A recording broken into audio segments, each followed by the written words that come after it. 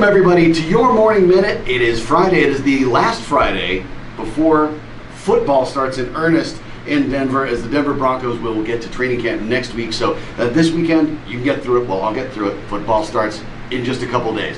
But TJ, when you take a look at the new coaches, we look at Joe Woods, first-time defensive coordinator, Vance Joseph, first-time head coach. Already there have been comments by Demaryius Thomas and Emmanuel Sanders that they would like maybe some say in when the quarterback gets selected. I don't think this is any sort of undermining thing. We haven't even gotten started. These are the kind of things that you actually kind of expect to happen with the new head coach, and it might not be the last time that we see these things. Yeah, and you don't know how to react with a first-year head coach as a player, especially a veteran player who's used to veteran head coaching. So this is a new experience, I think, for everybody.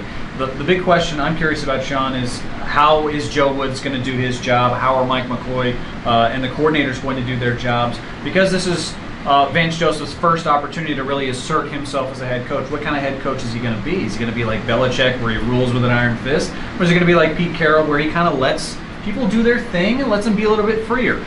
It'll be interesting to see, but we know that respect that he's going to have to earn from players and coaches, it's probably going to come in the regular season.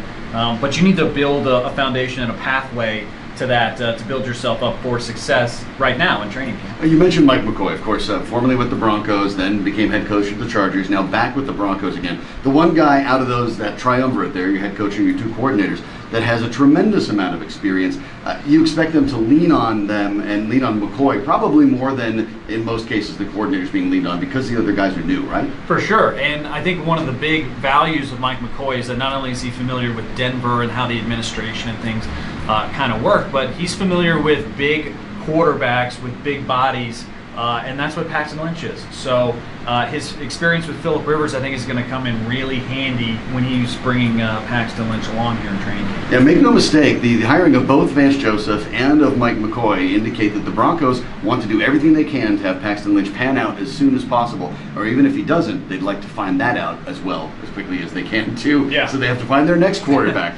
We'll find out as the camp starts in earnest next week, but there'll be a lot to talk about between now and then. So stick with us on the morning program, Mile High Sports, 1340 AM, 1047 FM, from 7 to 9. Nate Lundy will be back next week, but in the meantime, that's okay, because you've got TJ, you've got me, and you've got Ryan. Ryan's here making us look good. Well, top of the morning to you. Making TJ look good. Have a good weekend. This has been your Morning Minute on 5280 Sports Network.